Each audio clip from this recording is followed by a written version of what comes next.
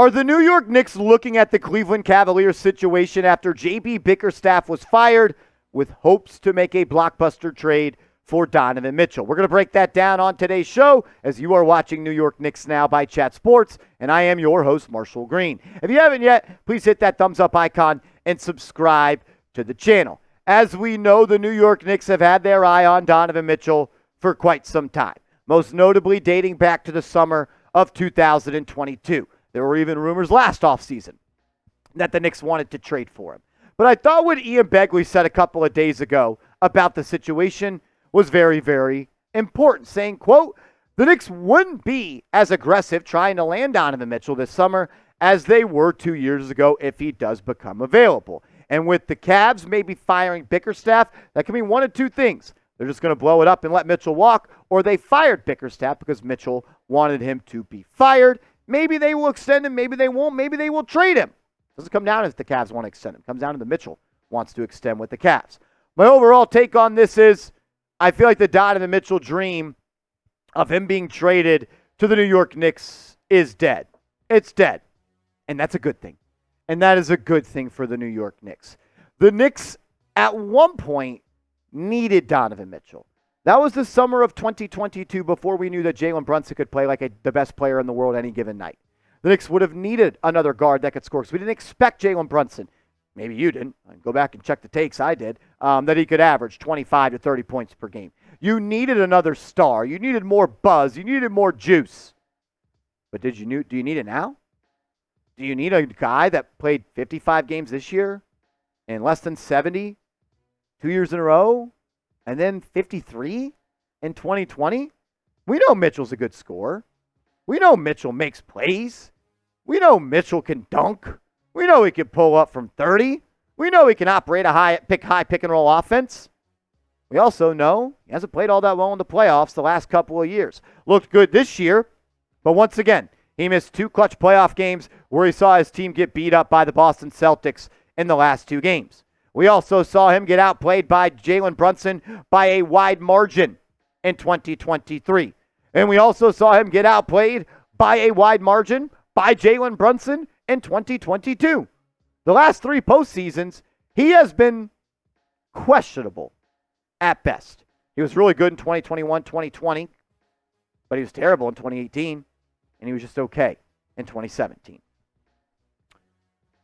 I have a lot of thoughts on Donovan Mitchell and what he would bring to this team, what it would cost, should they do it, why should they not do it.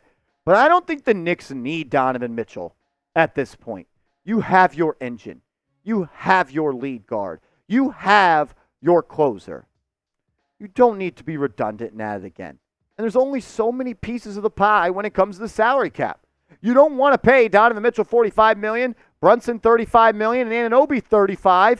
And you're capped out, and you can't go get a big, you can't get a power forward, and if you're going to trade for Mitchell, it's probably going to be Julius Randle. And even I, someone who was once the president, maybe some people still think I am, of the Julius Randle hate club, I'm not trading Julius Randle for Donovan Mitchell. When I close my eyes and I visualize the team that's going to win a championship for New York, and I think about what's on it, doesn't cross my mind for a second that it's 2 6'1" guards that can't defend. That ain't winning, dude. That ain't winning. Who's guarding Maxey in the first round if you have Brunson and Donovan Mitchell? Who's guarding Halliburton if you're starting Brunson and Donovan Mitchell? I just don't see a way that a team with 2 guards, no matter how skilled offensively they are, that can't defend, win you a championship. Think about the teams that are left in the NBA playoffs. Minnesota Timberwolves are big. Boston Celtics are big.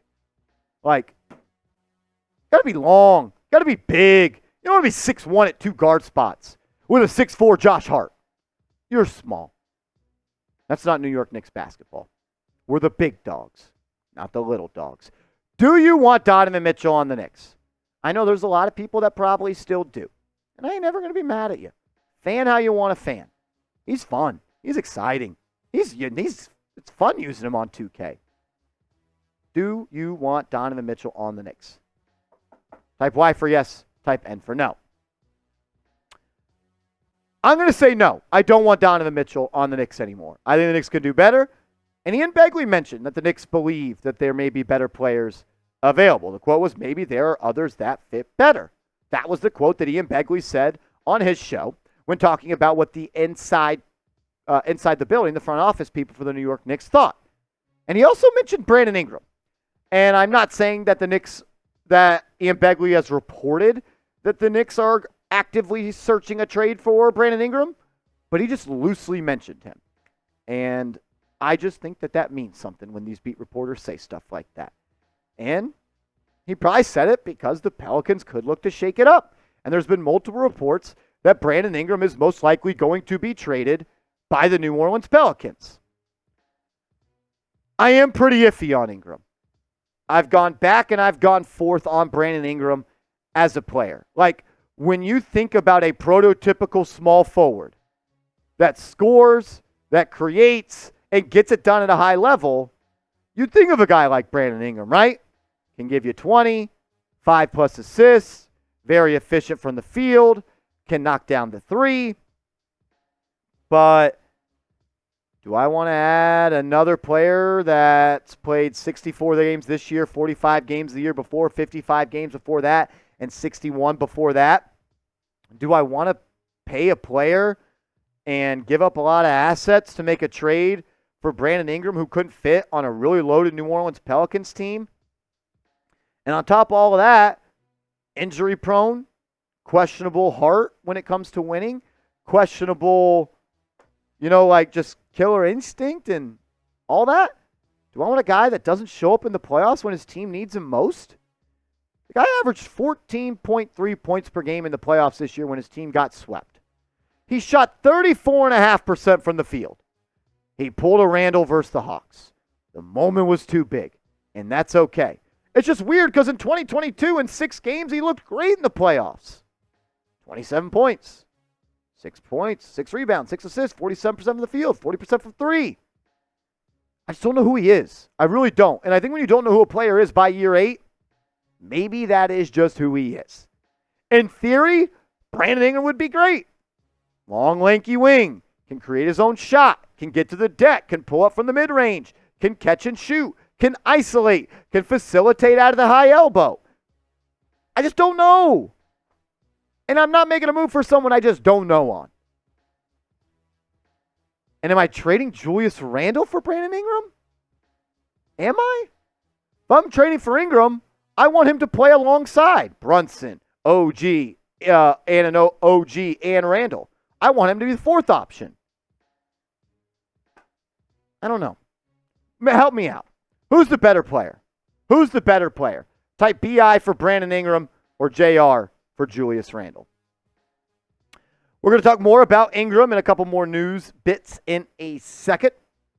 But I need you guys to get hooked up with our proud sponsor, PrizePicks. Go to prizepicks.com/CLNS and use that promo code CLNS, and PrizePicks will match your first deposit up to $100. PrizePicks is the #1 daily fantasy sports app in the game. You win big money. You withdraw your winnings by just picking more or picking less. You create a lineup of 2 to 6 players. They will give you a projected stat line, and you simply just choose more or less. NBA, NFL, college football, college basketball, NHL, so much more. PrizePicks is a lot of fun. Put your IQ when it comes to sports to the test and see if you could bring home some big money. It's prizepicks.com/CLNS, promo code CLNS, and they will match your first deposit up to $100. I really do believe that Julius Randle is a better player than Brandon Ingram. I think Julius is a better lead dog. He led his team to the 4th seed. I think Julius could be a better 2nd or 3rd option. We saw that last year in the regular season, and we saw that this year when the Knicks were 11-1 with Brunson, Randle, and OG. My only take that I can stand on right now that I am 100% confident in saying about what the Knicks should do this offseason is do not force a trade. The Knicks have been built so well, have been doing the right thing time and time again. You don't need to force anything. You just won 50 games with Randle playing 40, with OG missing 30. You just won 50 games. You were the 2 seed. You were a win away from getting to the conference finals while missing Robinson, Randle, OG, and Bogey. You don't have to force a trade. Julius Randle, Jalen Brunson, and OG Anunoby, they played together for 12 games. Their record was 11-1. They were the best team in the NBA. The Knicks won by an average point total in those 11 wins by 18.7 points per game. They blew the doors off of their opponents, and it wasn't against terrible teams. They beat the Minnesota Timberwolves in game 1 of that era by 6. They beat a Joel Embiid. Joel Embiid played for the Sixers. Beat them by 36. They beat the Denver Nuggets with Jokic by 38, and they mopped the Heat off the floor by 16. And I honestly thought Julius Randle started to play some really good ball. He was already playing good ball all season long. But I thought him playing next to Anunoby, he kind of just realized that I don't have to be this isolation scorer anymore. I don't have to force and take bad shots and make bad shots to win games for this team. Like, think about it. His points per game, they went up. You know why? It wasn't because of more shots. It's because they were easier shots. Rebounding went down. I don't really care about that. I do think it's interesting the assists went up, meaning he took more of a playmaking role. It's also easier to get assists when you got 40% three-point shooters from the corner at all times on the floor. And the three-point percentage went up by 9 points because he got more open looks. No step backs, catch and shoot threes. I think Randle next to OG and next to Brunson makes a lot of sense. But I will say, if the Knicks can find a better fit and a better player than Randle, then sure, do the trade. Do the trade. If it makes you better, you got to do it. I don't know if that's available. I don't know who that is. But you don't just move off of 3-time All-Stars and 2-time All-NBA players at 29 years old.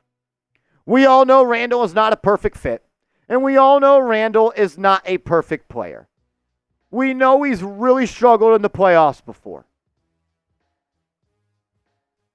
But who is available that is the perfect fit and that is a better player than Julius Randle? I don't know. I don't know who is available. That is better. I don't know. That'll be a decision Leon Rose is going to have to make. But at the end of the day, like I always say, nobody's a perfect player. Jalen Brunson's too short. Steph Curry has bad ankles. LeBron James, not the best three-point shooter. Giannis can't shoot. You can always have a critique for a player. Nobody's perfect. What do you think the Knicks should do? Run it back or make a big move? Sound off for me in the comment section. Make sure you are following me on social media at @MarshallGreen_ on Twitter, as well as @MarshallGreen_ on Instagram. Hit me up over there, and let's go Knicks.